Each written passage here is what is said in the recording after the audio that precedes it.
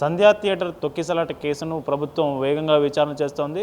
ఇవాళ సివి ఆనంద్ సంధ్యా థియేటర్ యాజమాన్యానికి show cause notice జారీ చేయడం జరిగింది. 10 రోజుల్లో సంధ్యా థియేటర్ లైసెన్స్ ఎందుకు రద్దు చేయకూడదో వివరణ ఇవ్వాలని సివి నోటీసులో పేర్కొనడం జరిగింది.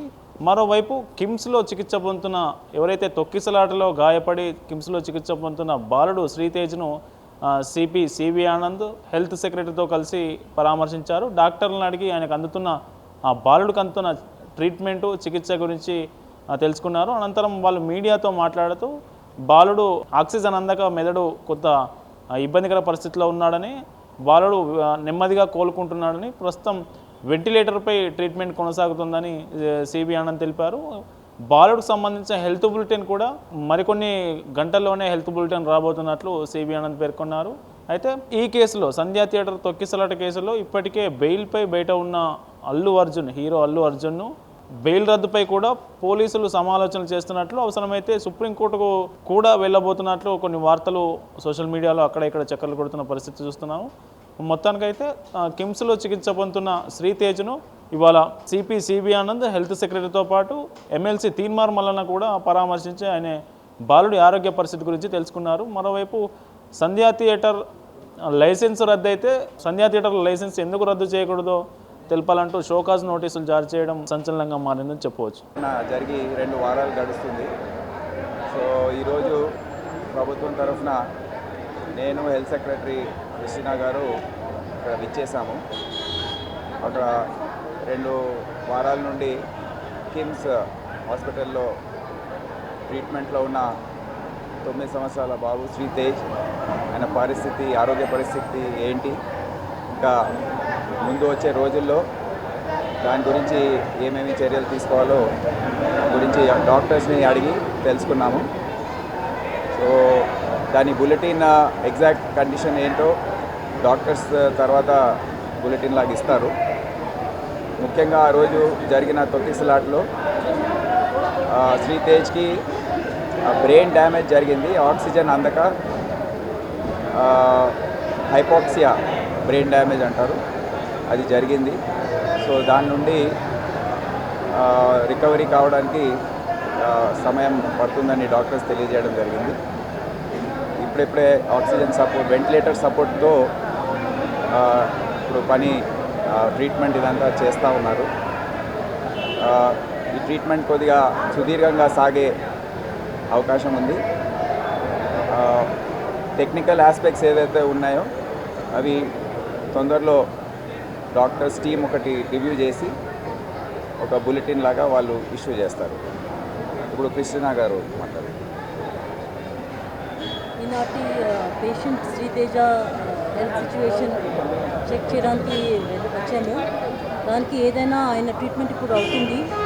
ఇక్కడ మన కిమ్స్ హాస్పిటల్లో తీసుకొచ్చారు. ఇక్కడే మంచిగా డాక్టర్స్ అందరూ చూస్తున్నారు. ఆయన ట్రీట్మెంట్కి ఏదైనా సహకారం ప్రభుత్వం తరఫున అవసరం ఉంది, తప్పనిసరిగా మేము ఫాలోఅప్ చేసుకుంటూ ఉన్నాము. అది రెగ్యులర్గా డైలీ బులెటిన్స్ ఇష్యూ చేయడానికి హాస్పిటల్ మేనేజ్మెంట్కి మేము ఇన్స్ట్రక్ట్ చేసాము. దీని విధంగా మేము రెగ్యులర్గా ఫాలోఅప్ చేసుకుంటూ we hope this condition improves. అవన్నీ that is not the issue. Just explain in English. Yeah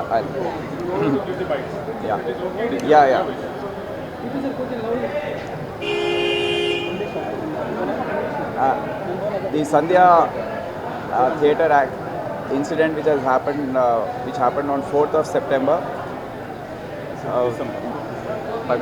4th of December, and in that, as you know, a lady died named Revati, and her son Sri Tej, 9-year-old, was brought after being given CPR by the police personnel there, was shifted to Kims Hospital, and since that day he's been here under treatment. He's been unconscious for a majority of the time. He's been on ventilator support. There is some signs of activity in the brain because this is